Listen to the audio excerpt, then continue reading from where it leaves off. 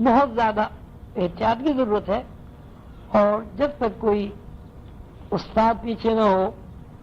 یا استاد پروگرام نہ بنائے تو سانس کی مشق جو ہے وہ نہیں کرنی چاہیے. ٹھیک ہے بھائی. اگلی دفعہ بدھ کو انشاءاللہ یہ کتاب ہم ختم کر لیں گے. کوئی مٹھائی شٹائی لے آئیے غفار بھائی، کتاب ختم ہوگی نا. اس کو کر لیں گے، اور اس کتاب کے ختم کے بعد جو پروگرام ہے میرے جانے کے بعد میں انشاءاللہ وہ بھی اس کا بھی بدھ کو اعلان کرتا ہوں.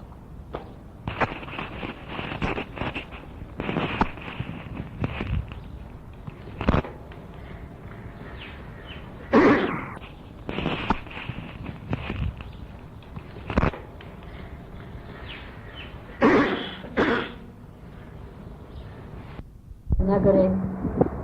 تو اس کو دنیا میں کوئی مقام حاصل نہیں ہوتا، یا یہ کہ وہ دنیا میں کھا پی نہیں سکتا. عام طور پر یہ کہا جاتا ہے کہ آدمی اپنی دنیا خود بناتا ہے. یہ بات کہ آدمی اپنی دنیا خود بناتا ہے اس لیے صحیح نہیں ہے کہ دنیا بنانا خود بنانے کا مطلب تو یہ ہے کہ جب انسان پیدا ہو اس کے بعد انسان کو جو ضرورت پیش آئے وہ ضرورت کے مطابق چیزیں تخلیق کرتی. اس کو کہتے ہیں دنیا بنانا. لیکن صورت حال یہ ہے کہ کوئی بھی بچہ جب پیدا ہوتا ہے لاکھوں کروڑ سال سے یہی عمل دہرایا جا رہا ہے کہ اس بچے کے لیے وسائل پہلے سے موجود ہوتے ہیں، اور وسائل کی موجودگی صرف یہی نہیں ہے کہ مخصوص حالات میں وسائل اس کے لیے موجود ہوں. وسائل ہر جگہ زمین کے ہر خطے پر اس کے لیے موجود ہے. زمین کا کوئی بھی خطہ ہو، زمین کا کوئی بھی شہر ہو، مشرق ہو، مغرب ہو، شمال ہو، جنوب میں کہیں بھی آبادی ہو، اس آبادی میں ایک سے ہی وسائل آپ کو مہیا ہوتے ہیں. مثلا زمین کہیں کی بھی ہو وہاں گندم بھی پہلے سے موجود ہے. زمین کا کوئی بھی خطہ ہو، دھوپ وہاں پہلے سے موجود ہے، چاندنی وہاں پہلے سے موجود ہے، ہوا وہاں پہلے سے موجود ہے، پانی وہاں پہلے سے موجود ہے، آلو وہاں پہلے سے موجود ہے، چاول وہاں پہلے سے موجود ہے. اب ہم یہ کیسے کہہ سکتے ہیں کہ آدمی اپنی دنیا کو بناتا ہے؟ دنیا تو اس کی پیدائش سے لاکھوں کروڑوں سال پہلے کی بنی. پھر یہ کہ انسان کا اپنا وجود جب زیر بحث آتا ہے تو انسانی وجود کی جو تخلیق ہے اس میں بھی انسان کا اپنا کوئی ذاتی دخل نہیں. مثلا ماں کے پیٹ میں جب نطفہ قرار پاتا ہے تو اس نطفے کے قرار پانے سے لے کر شکل و صورت بننے تک، شکل و صورت بننے کے بعد جسمانی نشو و نما تک، جسمانی نشو و نما کے بعد پیدائش کے عمل تک بچے کی اپنی کوئی بھی ذاتی نہ کوئی حرکت ہے، نہ کوئی اختیار ہے، اور نہ ہی کوئی اس کی اپنی صلاحیت زیر بحث آتی ہے. نطفہ قرار پانا بجائے خود اس بات کی علامت ہے کہ بچے کا اس سے کوئی تعلق نہیں. ماں اور باپ اگر نہ ہو نطفہ قرار نہیں پائے گا، ماں ہو باپ نہ ہو تب بھی نطفہ قرار نہیں پائے گا، باپ ہو ماں نہ ہو تب بھی نطفہ قرار نہیں پائے گا. پھر اس نطفے کے اندر جس طرح ایک وہ لوتھڑا بنتا ہے، پھر اس کا ایک مضغہ بنتا ہے، پھر اس کی ہڈیاں بنتی ہیں، پھر اس کے اوپر گوشت چڑھتا ہے، پھر اس بچے کے اندر تمام اعضاء کی تخلیق ہوتی ہے، دل پھیپھڑے وغیرہ وغیرہ. اس میں اگر غور و فکر کیا جائے تو کوئی ایک چیز بھی ایسی نہیں ہے کہ جس کے بارے میں کوئی بچہ یہ کہے کہ صاحب میرے عمل دخل سے دل بنا، میرے عمل دخل سے آنکھ بنی، میری عمل دخل سے پیر بنے، میرے عمل دخل سے ہاتھ بنے. انتہا یہ ہے کہ ماں کے پیٹ میں تخلیق مکمل ہونے کے بعد بھی پیدائش پر کوئی اختیار نہیں. جو پیدائش کی صورت حال اللہ نے متعین کی ہے اگر وہ پروسیس پورا نہ ہو تو بچہ پیٹ میں مر جائے گا، وہ پیدائش کی واقع ہی نہیں ہو۔ تو پہلی بات یہ ہے کہ انسان کا جو اپنا وجود، اس کے اپنے وجود میں بھی کہیں بھی سوئی رکھنے کی جگہ نہیں ہے کہ جہاں وہ یہ کہہ سکے صاحب یہ سوئی کی نوک کے برابر مجھے اختیار تھا، اس اختیار کی بنیاد پر میں ماں کے پیٹ میں نشوما پا کر پیدا ہوں۔ پیدائش کے بعد اس کو جو وسائل استعمال کرنے ہیں وہ بھی پہلے سے موجود ہے۔ پھر یہ جوانی بڑھاپے کے ادوار سے جب وہ گزرتا ہے، اس میں بھی اس کا اپنا ذاتی کوئی دخل نہیں ہے۔ مثلا اگر اللہ تعالیٰ خلد و نوش کا جو انتظام اللہ نے زمین پر کیا ہے، پیدائش کے بعد اگر خلد و نوش کا انتظام ختم ہو جائے تو کوئی پیدا ہونے والا بچہ جوان نہیں ہو سکتا، کوئی جوان آدمی بوڑھا نہیں ہو۔ کہ جتنا بھی تفکر کیا جائے ایک ہی بات سمجھ میں آتی ہے کہ انسان کا اپنا ذاتی وجود جو ہے وہ بھی اللہ کا تخلیق کرتا ہے، اور اس میں انسان کے وجود کی اپنی ذاتی نہ کوئی صلاحیت ہے اور نہ کوئی ذاتی خواہش ہے اور نہ کوئی اس کی اپنی چوائس ہے۔ تو جب انسان کی پیدائش ہی غیر اختیاری ہے، جب انسان کی پیدائش میں ہی در و بس اللہ کی ہستی کا عمل دخل ہے، اگر ماں باپ کہیں ماں باپ سے آدمی پیدا ہوتا ہے تو سوال یہ ماں باپ کیسے پیدا ہو؟ پیچھے اگر آپ دور ہیں پچھلے دور میں تو وہاں یہ بات دے رہے بے شادی، جس طرح آپ بچے ہیں، میں بھی بچہ تھا، آپ بھی بچے تھے، آپ بھی جوان ہوئے، میں بھی جوان ہوا، اسی طرح میرے ماں باپ بھی بچے تھے، وہ بھی جوان ہوئے، وہ بھی بوڑھے ہوئے۔ تو غور و فکر کے نتیجے میں یہی بات نکلتی ہے کہ انسان کو یہاں نہ پیدائش پہ اختیار ہے، نہ اپنے وجود کی ساخت پر اختیار ہے، نہ اسے جوان ہونے پر اختیار ہے، نہ اسے بوڑھا ہونے پر اختیار ہے، اور نہ اسے کسی بھی قسم کا موت کے اوپر اختیار ہے۔ تو جب ذاتی وجود ہی غیر اختیاری چیز ہو گیا تو اب یہ کہنا کہ انسان نے یہ کیا اور انسان نے وہ کیا اور انسان وہ کر سکتا ہے، یہ سب لغو اور جہالت کی بات ہے۔ یہی صورتحال دنیا کی بھی ہے کہ دنیا میں کسی چیز کے بارے میں کوئی ایک انسان یہ نہیں کہہ سکتا کہ زندگی کی جو بنیادی ضروریات ہیں اس میں انسان کا ایسا عمل دخل ہے کہ جس کے بارے میں انسان یہ کہہ سکے کہ تھا اگر میں ایسا نہیں کرتا تو ایسا نہ ہو۔ اب گیہوں کاشت کرتا ہے آدمی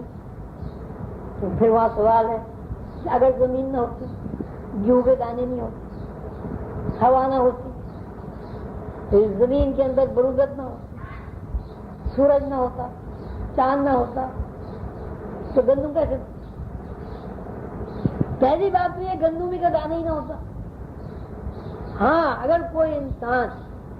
اپنے علم سے اپنی قابلیت سے گندم کا دانہ تخلیق کر لے، اب یہ کہا جا سکتا ہے کہ انسان میں بھی ایک صلاحیت موجود ہے کہ اس نے 1,00,000 سال پہلے، 1 کروڑ سال پہلے گندم کا دانہ بنا لیا تھا، اور اس گندم کے دانے کو بنانے کے بعد پھر یہ گندم کی نسل چلی۔ تو یہ بات اس لیے جھوٹ ہے کہ اگر پہلے کبھی کسی آدم نے گندم کا دانہ بنا لیا تھا یا بنا سکتا تھا تو آج کی اتنی زیادہ سائنسی ترقی ہوگی، کوئی آدمی گندم کا دانہ بنا کر دکھا؟ گندم کے دانے سے لے کر باجرے کا دانہ، مکئی کا دانہ، بادام، پھل فروٹ، آم، کوئی بھی چیز آپ لے لیں، جتنی انسان کی بنیادی ضروریات کو پوری کرنے والی چیزیں کسی ایک کو بھی آپ اٹھا کر دیکھ لیں، وہاں انسان کا اپنی کوئی صلاحیت یا انسان کا اپنا کوئی اختیار نہیں ہے۔ لامحالہ اس غور و فکر کے بعد یہ تسلیم کرنا ہر انسان کی مجبوری ہے کہ اللہ ہی ایک ذات ہے کہ جو ہمارے لیے وسائل فراہم کر رہا ہے، چاہے وہ وسائل ماں باپ کی صورت میں ہوں، چاہے وہ وسائل ماں کے پیٹ میں رہتے ہوئے ماں کے خون پینے کے ہوں، چاہے وہ وسائل ماں کا خون جو ہے دودھ کی شکل میں تبدیل ہو کر بچے کے اندر اڈیلنے والی صلاحیت ہو، یا وہ وسائل پیدا ہونے کے بعد زمین ہو، ہوا ہو، پانی ہو، اجناس ہو وغیرہ ہو.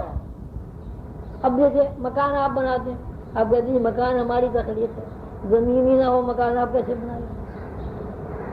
پتھر ہی نہ ہو آپ فرش کیسے ڈال لیں؟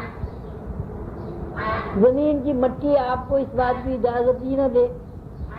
کہ آپ اس کو کھود سکیں، اینٹیں آپ کیسے بنا لیں؟ مٹی بھی ہے، پانی نہ ہو آپ گارا کیسے بنا لیں؟ تو جتنا بھی آپ غور و فکر کریں گے ایک ہی جواب آپ کو ملے گا کہ در و دست کفالت جو ہے وہ اللہ کا. اب ایسی ایک حقیقی چیز ہے کہ جس کے آپ کسی بھی عنوان سے انکار نہیں کر سکتے، اس کے بعد بھی اگر انسان کا ذہن اللہ کی طرف نہ جائے تو یہ بات جو ہے استغنا کے خلاف ہے. استغنا سے مراد یہ ہے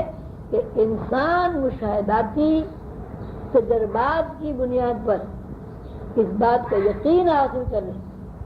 کہ انسان کی زندگی کا ہر لمحہ اللہ کی ملکیت ہے، اللہ کے تابع ہے، اور اللہ ہی چاہتا ہے تو آدمی زندہ رہتا ہے، اللہ ہی چاہتا ہے تو آدمی پیدا ہوتا ہے، اللہ ہی چاہتا ہے تو دنیا بھی ہے، اللہ ہی چاہتا ہے تو انسان بوڑھا ہوتا ہے، اللہ ہی چاہتا ہے تو انسان مر جاتا ہے. پیغمبران علیہ السلام کی تعلیمات کا نچوڑ یہ ہے کہ وہ اللہ کے معاملے میں، اللہ کی مخلوق کے معاملے میں، مخلوق سے متعلق وسائل کے حصول کے معاملے میں حقائق کے اوپر ان کی نظر رہتی ہے. وہ اتنا غور و فکر کرتے ہیں، اتنا غور و فکر کرتے ہیں کہ وہ غور و فکر کے نتیجے میں جو ان کا مشاہدہ اور تجربہ ہوتا ہے وہ ان کی ایک عادت بن جاتی ہے. ایسی عادت بن جاتی ہے کہ وہ سوچے نہ سوچے، اس بارے میں متوجہ ہو نہ ہو، وہ کوئی بھی کام کرتے ہیں ان کا ذہن آٹومیٹک اللہ کی طرف چلا جاتا ہے. مثلاً وہ کھانا کھاتے ہیں، ان کے ذہن میں کھانے کا سارا پروسیس آ جاتا ہے کہ کسی زمانے میں اللہ نے زمین بنائی، تو زمین کے اوپر گیہوں اگایا، زمین کو اگانے کے لیے اللہ نے ایسی صلاحیت عطا کی جس سے ایک دانے کے کئی 100 دانے اللہ نے نکال دیے. زمین کے اندر پانی بہا دیا، اوپر سے پانی برسا دیا، پہاڑوں سے پانی بہا دیا. اگر اوپر سے پانی نہ برسے، زمین کے اندر پانی نہ ہو، پہاڑوں سے آبشاروں کی شکل میں یا برف پگھل کر ندی نالوں کی شکل میں زمین پر پانی نہ آئے تو یہاں کچھ بھی نہیں رہے گا. جب وہ آسمان کو دیکھتے ہیں تو وہاں بھی ان کا ذہن آٹومیٹک اس بات پر چلا جاتا ہے کہ یہ کیا اللہ کی شان ہے کہ اتنا بڑا آسمان جو ہزاروں ہزاروں میل کی ایک چھت ہے، نہ اس میں کہیں پلر نظر آتا ہے، نہ اس میں کوئی سہارا نظر آتا ہے، آسمان ہے کہ پڑا ہوا ہے. تو انسانی زندگی اگر پیغمبروں کی فکر کے مطابق ہو جاتی ہے تو وہ انسان جو پیغمبروں کی طرز فکر کو اپنا لیتا ہے اس کی یہ عادت بن جاتی ہے کہ وہ کوئی بھی کام کرتا ہے اس کو ذہن اللہ کی طرف چلا جاتا ہے. اگر یہ عادت کسی انسان کے اندر پیدا ہو جائے کہ وہ کچھ بھی کرے، شادی کرے، بیاہ کرے، کھانا کھائے، چلے پھرے، سوئے جاگے اٹھے. اب جیسے اللہ تعالیٰ فرماتے ہیں کہ جب تم سوتے ہو تو ہم تمہیں آدھی موت تمہارے اوپر وارد کرتے ہیں. جب تم سوتے ہو تو آدھی موت تمہارے اوپر وارد ہو جاتی ہے، اور وہ اللہ ایسا اللہ ہے کہ تمہیں آدھی موت سے نکال کے پھر زندہ کر دیتا ہے. روز آدمی مرتا ہے اور روز آدمی مرنے کی حالت میں بھی منجمد نہیں ہو جاتا، معطل نہیں ہو جاتا. جو دنیا میں حرکت کرتا ہے وہ سونے کے بعد بھی کرتا ہے.